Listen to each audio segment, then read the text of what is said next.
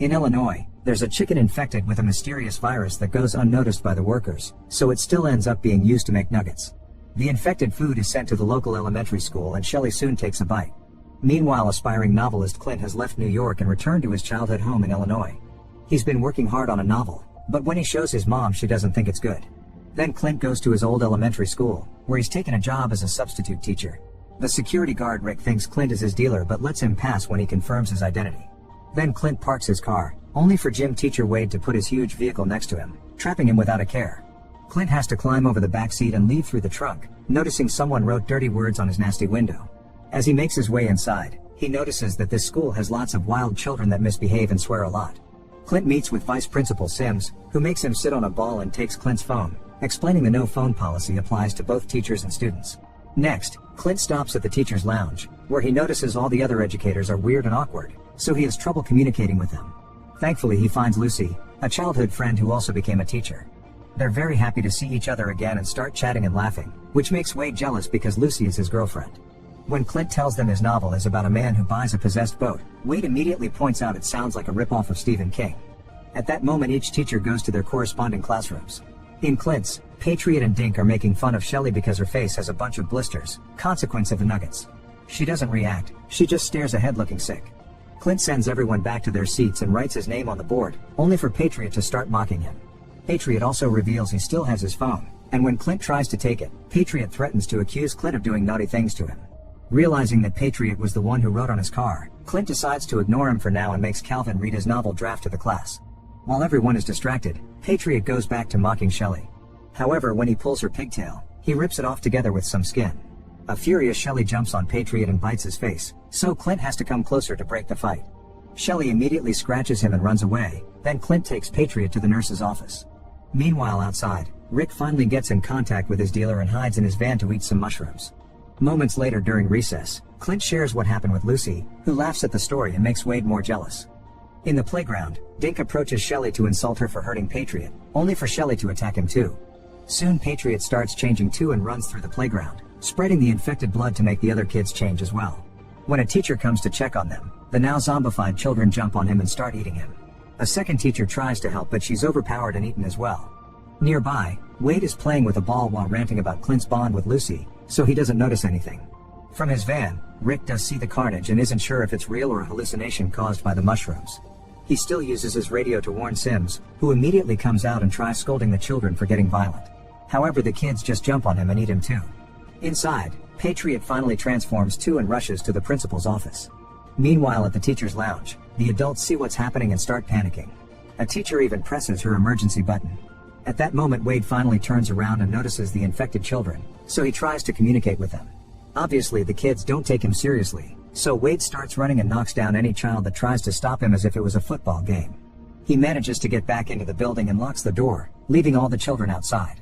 The teachers try to use the phone to call 911, but Patriot has found all the cables in the principal's office and destroyed the phone lines. Wade joins the others in the lounge and they watch the kids pound on the windows, hungry for more human flesh. At that moment, the sheriff arrives, and Rick swallows the rest of the mushrooms in fear of getting arrested. However, as soon as the sheriff gets closer, the children bite his fingers through the fence. Horrified, the sheriff gets back in his car and drives away, only for a kid to come out of hiding in the back seat and attack him, making him crash. Back in the lounge, Wade decides they need to do something, but when he opens the door, Patriot jumps into the room. Wade pushes him away and Patriot tackles Clint, so a teacher uses the chance to throw pepper spray at him.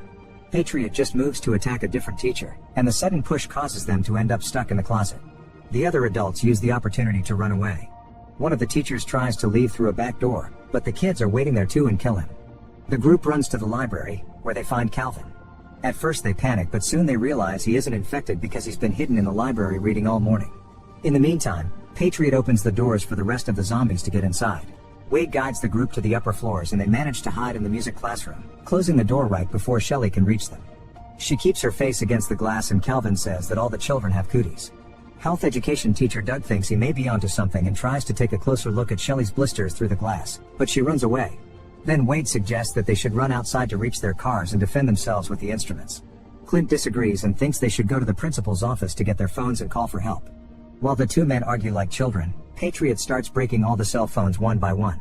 Lucy finally gets tired of the fight and proposes to wait until the parents come to pick up their kids, which everyone agrees to. Outside, Rick stays safe in his van and watches the massacre get worse by the second. He turns on the radio to cover the noises of death and even hallucinates a giraffe next to him. Unfortunately, the music is cut off by an emergency broadcast. It turns out kids all over the city are transforming and attacking their parents. While they wait, Lucy notices Clint's scratch from Shelley. Fearing that Clint may be infected, Wade immediately locks him up in the adjacent room. Doug is desperate for answers, so he follows Clint and makes a very thorough examination that leaves his hands covered in body fluids.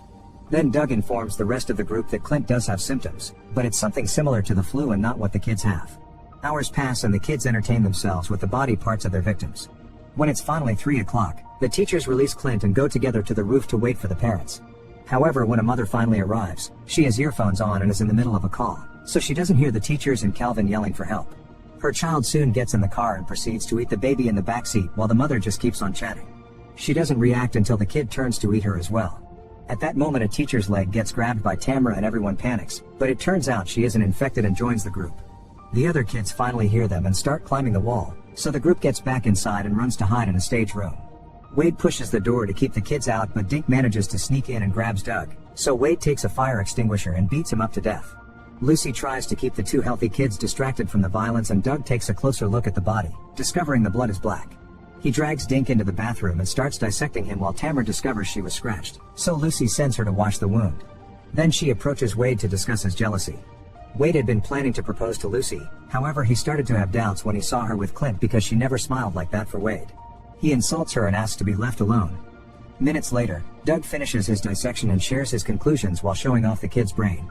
Most of the cells are dead and decomposing, so the children can only do basic things like jump and eat but nothing else, meaning they aren't really human anymore.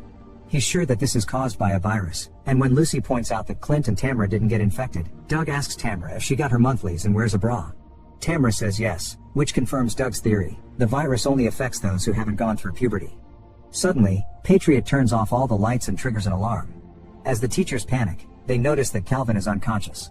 It turns out he has diabetes and needs to eat something as soon as possible. At that moment they hear noises through the walls and worry that the children may be getting closer.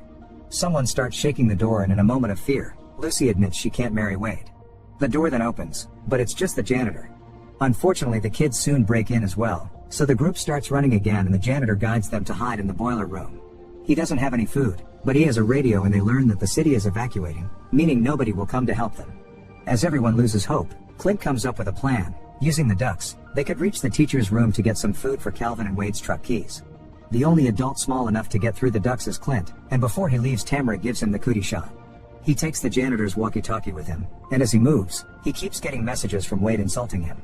This childish behavior causes the usually nice Lucy to snap and she angrily shouts at everyone, saying she wants to achieve something before dying. Then she says she hates every teacher and gets in the ducks too to help Clint.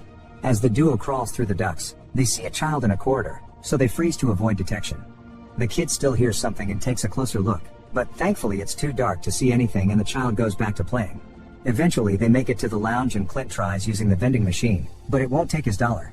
Lucy finds Wade's keys and gets back in the ducts to quickly reach the principal's office. She tries getting a good phone but they're all broken, so she returns to the ducts without noticing that Patriot saw her. At that moment the kid from the corridor enters the lounge and Clint hides behind the vending machine. Unfortunately, the machine suddenly decides to work and makes noise, causing the child to start screaming. Patriot hears this and starts making his way to the lounge, but thankfully Clint manages to finally push his dollar in and get a snack from the machine before jumping back into the ducts. Lucy and Clint crawl as fast as possible, but soon Patriot starts following them along with more kids, so Clint throws the snack into the boiling room before taking a new path. The duo makes it to a different room and immediately moves some furniture to block the ducts so the children can't follow them. Then they look around and find the body of another teacher behind her desk. Suddenly they hear the kids moving away and realize they're going to the lounge, so they warn the group through the walkie-talkie. The teachers immediately throw a bunch of things into the ducts to create a barricade, then they strap the lid to keep it closed. One of the teachers still panics, so Doug has to slap him. Back to Clint, he comforts Lucy when she finally has a breakdown. Then he makes a confession. He came back to Illinois to see her and he already knew she worked at school. He only pretended to be surprised to see her. He had been teaching first grade in New York for 2 years and became depressed because he couldn't start a career as a writer since teaching doesn't give them much free time. They laugh at the absurdity of the situation and suddenly kiss, but break it off when they remember Wade. At that moment Clint gets an idea and starts searching the room for the medicine they use to keep kids calm. Meanwhile, Wade calls Lucy on the walkie-talkie and apologizes for his behavior, admitting he was jealous because he felt inferior to some fancy writer from New York. Feeling guilty, Clint takes over the walkie-talkie and admits he's a loser, giving his blessing to Wade's and Lucy's relationship. Then both groups agree on a plan, and their walkie-talkie signals are picked up by Rick's van radio. Lucy and Clint open the door enough to throw the medicine at the kids, who immediately take it. Meanwhile, Wade offers an empowering speech and the group uses any object they can find around to put together some rough weapons and protection. Once the kids have fallen asleep, both groups come out and reunite in a hallway. As they make their way through the dark with a few flashlights, some awake kids try to get them, but they bring them down by shooting baseballs at them. After a bunch of perfectly shot attacks, Wade runs out of balls, so the janitor stays behind to fight with his amazing martial arts skills while the group runs outside. The front yard is full of creepy children, so the group starts hitting them with a variety of sport gear and instruments to make their way to Wade's vehicle. The fight is fierce, but their teamwork is stronger, and after a few close calls they reach the truck. Unfortunately, Wade is stuck with the horde, so he throws his keys at Clint and tells him to protect Lucy. Then he continues to fight the kids so the others can escape. Lucy doesn't want to leave him, but Clint drags her into the vehicle. As they drive away, they don't notice that Patriot has climbed on top of the truck. When Clint notices that they're almost out of gas, Patriot reaches through the window and tries to kill Clint, causing him to slam the brakes and throw the kid on the road. Hungry for revenge, Clint doesn't hesitate to drive toward Patriot and crush him against a tree. Eventually the group reaches Danville and the truck finally runs out of gas. The town is empty and there are plenty of bodies on the streets. When the group checks the windows at a shop, they learn that the virus has already spread all over the country and it's been tracked to a chicken factory in Illinois. Doug says he might be able to make a vaccine if he can put his hands on a nugget. At that moment, a bunch of zombie kids appear behind them, so the group runs inside the nearest building, which turns out to be a children's playground. After locking the doors, they notice an abandoned party and Doug gets to salvage a nugget. There are also the bodies of the employees on the floor. They move into another room and suddenly a light comes on to reveal a whole horde of monster children waiting for them inside the climbing game. The group is about to lose hope, but to their shock a few kids fall dead. They were killed by Wade and the janitor, who managed to escape. Wade tells everyone to run outside, where Rick is waiting in the van. On their way out, the group blocks the game with a giant ball to trap the kids.